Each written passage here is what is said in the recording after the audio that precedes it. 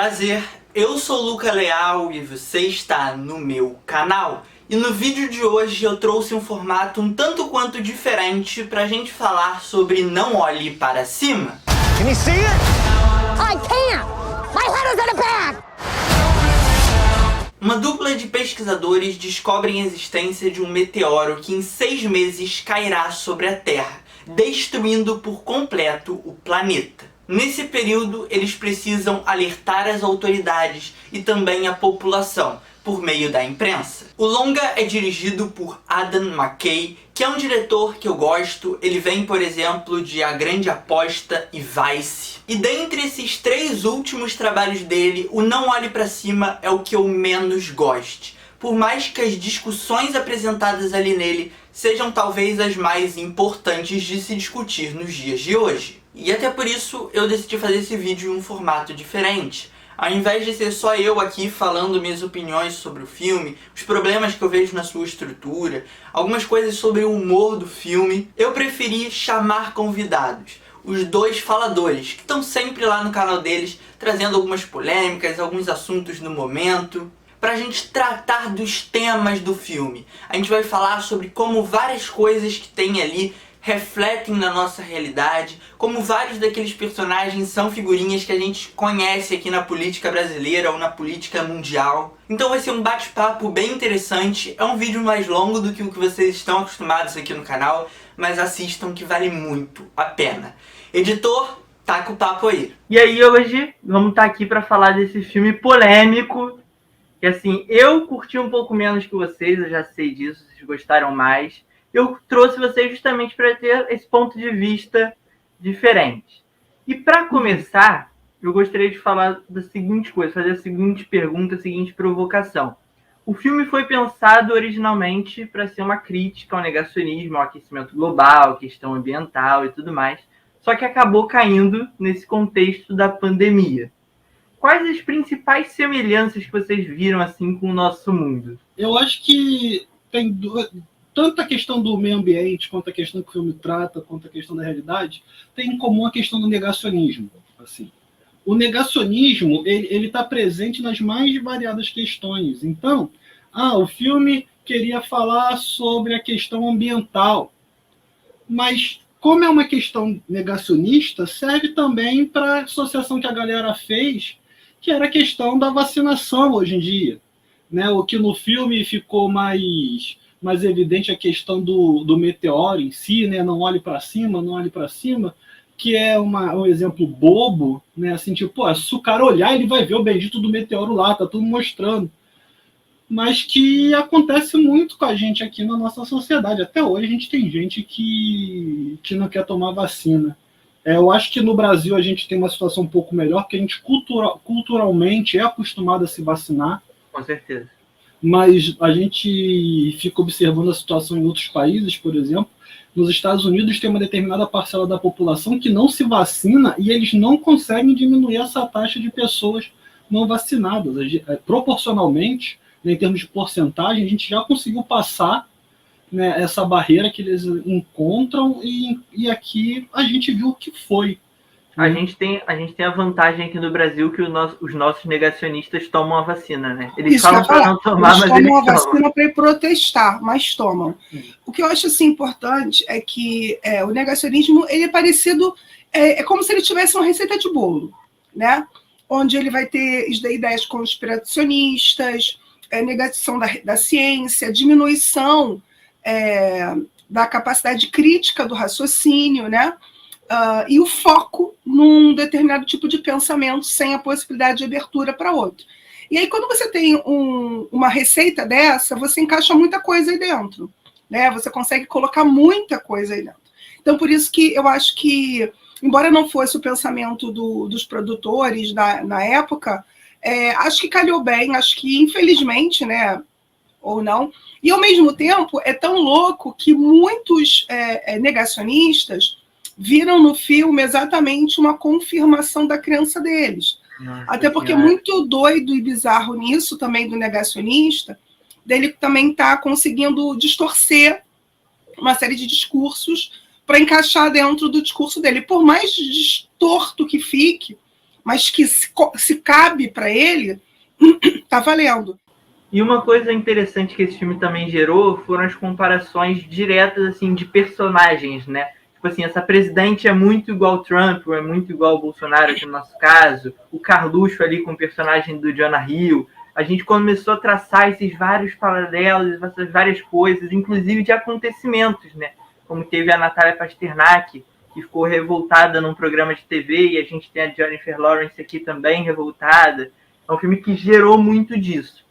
E aí, eu já vou fazer alguma pergunta que tem a ver um pouco com a minha opinião sobre o filme. Vocês não acham que ele joga muito no óbvio? Ele insiste o tempo todo no, assim, na coisa mais, entre aspas, clichê possível, dado o contexto é clichê, né? No geral, não seria. Você acha que eles poderiam ousar mais ou tentar fazer algo mais sutil? Não, porque a verdade não é sutil. Eu acho que não tem como. Eu acho que o filme não é óbvio. Eu acho que o filme trata de fatos, e o fato geralmente é uma coisa que você pode... não cabe argumento, e é visível a todos aqueles que tiverem o mínimo de vontade de ver. Né? Então, o filme trabalha com coisas muito concretas, exatamente para que a sutileza não fique cabendo em nuances de interpretação. Porque eu acho que quando você é sutil, ou você quer dar a entender, ou até você quer talvez inovar muito, ou trazer uma outra perspectiva, você pode caber muito espaço para interpretações. E eles não queriam. E mesmo sendo tão diretos, como você até acha, óbvio, para mim foi claro e direto, mesmo assim os malucos conseguiram enxergar coisas que eles queriam enxergar ali. O ser humano é muito feliz nisso, de ver o que quer ver. Então, acho que não. E por mais que a gente fale que o filme é óbvio, geralmente em filmes que tem meteoro caindo na Terra, sobra alguém. Né? Então você fica o tempo todo achando que no final vai acontecer alguma coisa, que de algum jeito, alguma parcela vai conseguir sobreviver. E não, morre todo mundo mesmo. Assim.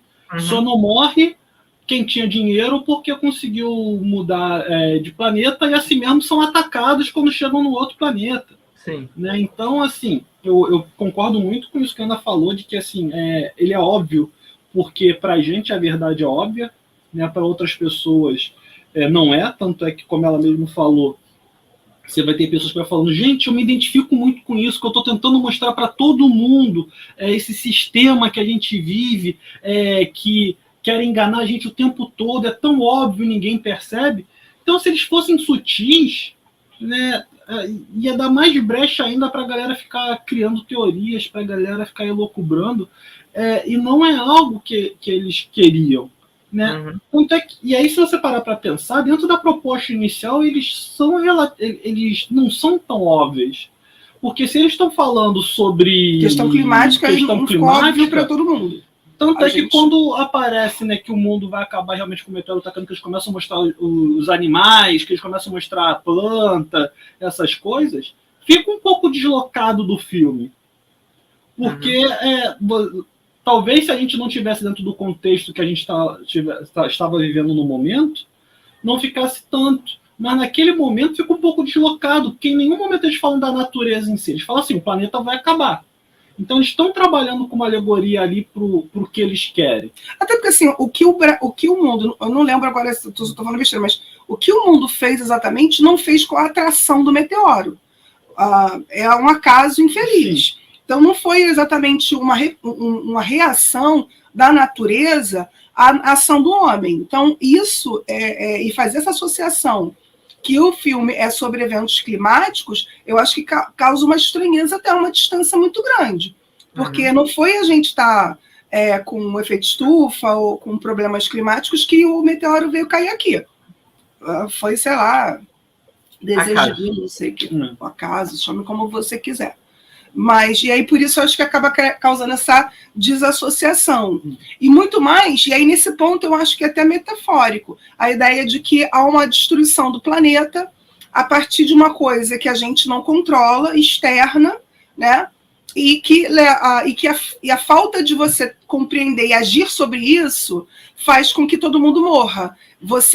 E mesmo aqueles que estão tentando fazer alguma coisa a favor. Então, você pensar, por exemplo, até mesmo sobre a pandemia, era uma coisa que a gente não tinha controle, mesmo que o grupo tivesse ali querendo, por exemplo, se vacinar ou querendo a cura, tem outros dizendo que nem existia pandemia, que nem existia vírus, e isso acaba colocando em risco todo mundo. Então, acho que isso é um problema muito grande. E, ao mesmo tempo, é interessante como é que esse pessoal negacionista, eles optam realmente e aceitam isso, de ter uma vida limitada, porque eles não vão poder viajar, não vão poder entrar em certos locais, não vão ter acesso a certos serviços, e tudo bem, porque o que eu acredito é mais forte do que qualquer outra coisa, né? Mas a gente também conhece pessoas que são negacionistas e que simplesmente o fato de não poderem entrar em determinados espaços, para eles não mudam nada. Não faz diferença. Porque eles já não entravam nesses espaços. Né? Então, a gente sabe que existem restaurantes que pedem o comprovante e restaurantes que não pedem. Parcela da população que não tomou vacina é uma parcela que não consegue ir nesses restaurantes que exigem. E eu não estou falando de restaurante muito refinado, não. Estou falando de um restaurante que cobra um pouquinho mais caro. Que parcela da população já não tinha condição de ir. A própria situação financeira já era impeditivo. Então, para eles não poderem entrar nesses espaços... Mas a gente está falando de muita coisa séria e tudo mais, e o Luiz falou uma palavrinha ali que foi proposta. O filme tem uma proposta de ser uma sátira, uma comédia. Em algum momento, vocês sentiram essa vontade de rir, despertou esse lado cômico em vocês, ou foi simplesmente um filme, nossa, isso é muito a realidade, que triste? Como é que bateu em vocês o filme? A gente riu o filme todo. A gente conseguiu rir o filme todo. Porque a gente é um casal também que a gente às vezes ri de nervoso quando está assistindo um filme. Então, quando a gente está vendo uma comédia, por exemplo, está acontecendo um troço muito esdrúxulo, uma coisa muito errada, a gente fala assim, que bosta, a gente está rindo disso, não era para a gente estar rindo. Então, mesmo dentro do absurdo do filme, a gente acaba rindo, às vezes, de não é possível que eu estou vendo isso acontecer. Entendeu? Mas acho que o filme consegue alcançar essa proposta de ser uma forma de contar uma história leve. O final é muito forte. É difícil você conseguir alguma leveza. Acho que o momento mais dramático e mais pesado do filme é o final. Mas durante todo o resto do filme, você... eu acho os momentos da cientista falando com aqueles jornalistas do programa da manhã, eu rio, mas me dá uma agonia aquelas cenas. É angustiante, mas eles conseguem não fazer isso de forma insuportável. A parte do humor no filme me pega principalmente em umas coisas assim pequenas, tipo a questão do biscoitinho do general, ele cobra a Jennifer Lawrence ali, e aquilo ficar voltando e ela se questionando, aquilo para mim é sensacional. E também aquela parte do Jonah Hill, né, o filho da presidente, com o lance do capuz, né, personagem também da Jennifer Lawrence. Mas por que não precisava disso? Não, mandei que eles fizessem. Tipo assim, as coisas... muito bom. Não precisava, mas eu queria, porque eu posso. Exatamente. Mas a gente percebe muito isso. Assim, funciona porque a gente sabe que acontece esse tipo de coisa. Então, assim, é por isso que funciona tão bem nesse filme. Porque vamos parar para pensar, as piadas desse filme não são piadas elaboradas. Sim. Talvez a piada mais elaborada realmente seja do general cobrando por um troço que é de graça. Que é algo que você não está acostumado a ver. Mas a Meryl Streep fazendo um presidente idiota não é novidade. Você ter uma pessoa que está tentando alertar as outras de que vai dar um problema não é uma novidade. Eu gosto principalmente do cientista que se deixa levar pelo sistema. Eu acho que essa parte de crítica é muito interessante, porque a gente, inclusive, assim, na minha área de ciência, a gente já viu há muito tempo, por exemplo, pessoas da área do direito, por exemplo, falando bem de reforma trabalhista, coisa que, se você é formado minimamente em direito, não tem como aplaudir. Né? Você tem que ter uma interpretação muito torta do direito, é feita uma faculdade de modo assim, muito complicado para achar que, por exemplo, a reforma trabalhista ou previdenciária ia dar certo. E você viu muita gente indo para os programas dizer para a população, como especialista aqui na minha cadeira de saber, eu te digo que isso é bom. Quando não é bom, e depois se mostrou não bom, enfim. E aí ninguém voltou também para dizer desculpa, mas e nesse ponto, você vê muita gente, infelizmente, pelo menos na minha área, eu posso falar, que a gente vê sempre alguém falando alguma coisa que vai caber dentro daquele do editorial do jornal, do editorial daquela televisão, daquela proposta televisiva para aparecer ali. E não exatamente porque que seja realmente correto o que ele está dizendo. Na área da saúde tem a Mayra Card, eles não precisam chamar nenhum especialista. Inclusive, assim, eu tenho que falar sobre isso, desculpa você sair do tema, mas, gente, vocês viram o áudio do Mamãe Falei na Ucrânia? Não, mas tu tá saindo muito do assunto, Ana. Não, bizarro. mas Quem não viu, eu tô muito veja, incomodada. que é porque o cara vai pra lá, né, ajudar. Desculpa, gente. E aí ele não, teoricamente ele foi ajudar. Bom, ele diz que vai pra lá ajudar, e aí a gente teve acesso, né, foi liberado um áudio pelo Metrópole, dele dizendo que é muito fácil pegar as mulheres ucranianas porque elas são pobres. Que assim, não é o tema do vídeo. Fora outras coisas. Que, assim, não é o tema do vídeo, mas caberia, eu consigo ver um personagem do filme fazendo isso. Uhum. É o mesmo mundo, é o mesmo universo, eles estão se comunicando.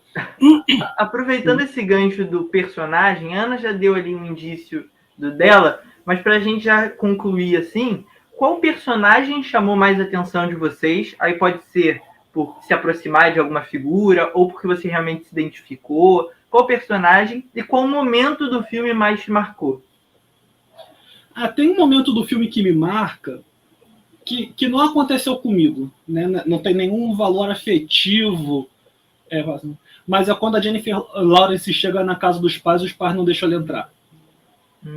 Aquela cena me marca muito, porque mostra bem o que acontece às vezes com pessoas que tentam defender uma causa que sabidamente é correta, mas que são vendidas como vilãs, são vendidas como erradas. Em termos de personagem, eu acho que o personagem do Leonardo DiCaprio ele é um personagem que também me marca. A gente precisa falar também que a Meryl Streep está sensacional, né? A gente precisa fazer esse... O elenco como um todo está muito bem. Assim, mas a maneira que a Meryl Streep consegue flutuar de opinião, como que ela, de uma hora para outra, ela consegue fazer isso muito bem.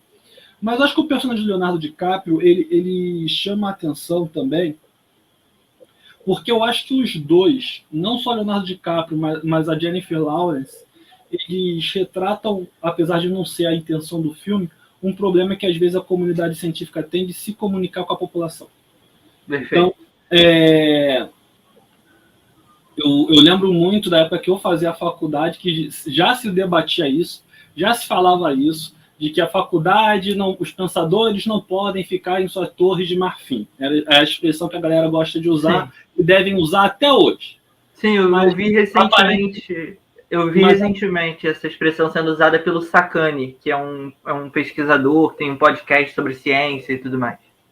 Pois é, então assim, eu já fiz doutorado, já fiz mestrado, já tem uns 4, 5 anos que eu terminei o doutorado e a gente ainda fala da bendita Torre de Marfim. Quando existe um problema muito sério também, porque dentro da própria comunidade científica, muitos não sabem o que o outro está fazendo. Eu brinco muito sobre isso. Quando eu estava lá no meu mestrado, no meu doutorado, eu trabalhava num prédio que tinha 5 andares. O que estava acontecendo num laboratório do 5º andar, às vezes o cara do 2º andar não sabia. Uhum. Do 2º andar não, porque era biblioteca, do 2º andar. Mas do 3º andar não sabia. E vice-versa. Então, assim, a gente ainda está debatendo questões que não deveriam ser mais debatidas, já deveriam ser questões ultrapassadas, mas que a gente ainda fala, que a gente ainda retrata, que a gente ainda precisa chamar atenção. E Ana, você, momento e personagem? Final. Para mim, o final é... Eu fiquei até o último momento esperando que, de repente, alguma coisa pudesse... Salvá-lo. O final foi bem chocante. E a forma também como eles escolhem passar os últimos momentos, né? E é bem forte. Uhum. E eu acho que, para mim, a personagem da Jennifer, ela é, para mim, bem marcante. Até porque ela representa não apenas só o cientista que, de uma forma, não está...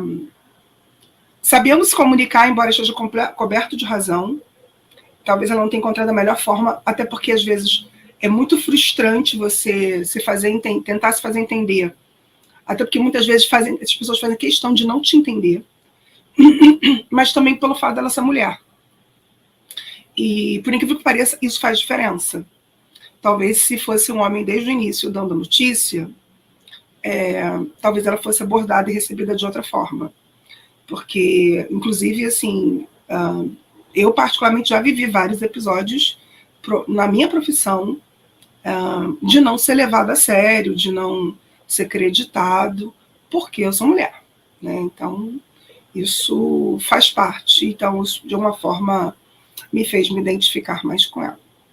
Perfeito.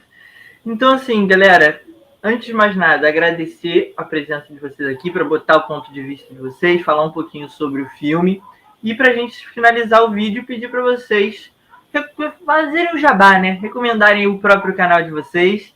Por favor, a palavra está toda com vocês. A gente tem, inclusive, um vídeo sobre esse filme no nosso canal. Nosso canal se chama Dois Faladores, como está escrito aqui na tela, o número 2 Faladores, bem fácil de encontrar a gente. A gente, pelo menos uma vez por semana, tem um vídeo novo aos sábados às 18 horas, mas é possível sair um vídeo extra se a gente tiver um tempinho, e nós temos alguns projetos de lives, né? Elas geralmente acontecem às sextas-feiras. Por isso é importante se inscrever e também acionar o sininho pintadinho para você receber as notificações do nosso canal. A gente também está no Spotify, onde a gente coloca a nossa série, onde a gente faz entrevistas com especialistas, e nós estamos também no Instagram. Então, segue a gente lá nas nossas redes sociais. E no Twitter, para que você fique sabendo de tudo que está acontecendo e poder participar com a gente. Perfeito. Perfeito. Mas acho difícil ganhar o Oscar, tá? Também acho que, se for, vai ser assim um azarão grande. Ninguém vai apostar nele, ele vai passar todo mundo lá e vai chegar. E assim, eu espero que você tenha gostado do vídeo. Foi um papo leve, descontraído, um pouco mais longo do que vocês estão acostumados, como eu disse lá na introdução, mas incrível. É um filme cheio de atores estrelados, um diretor de renome que vem fazendo filmes cada vez mais visados. Então é importante a gente trazer esse filme aqui no canal e não deixar ele passar em branco. Não se esquece de deixar o seu like, se inscrever no canal e compartilhar com todos os seus amigos, que é muito importante para o canal crescer. Um forte abraço, um beijo, valeu, falou e fui!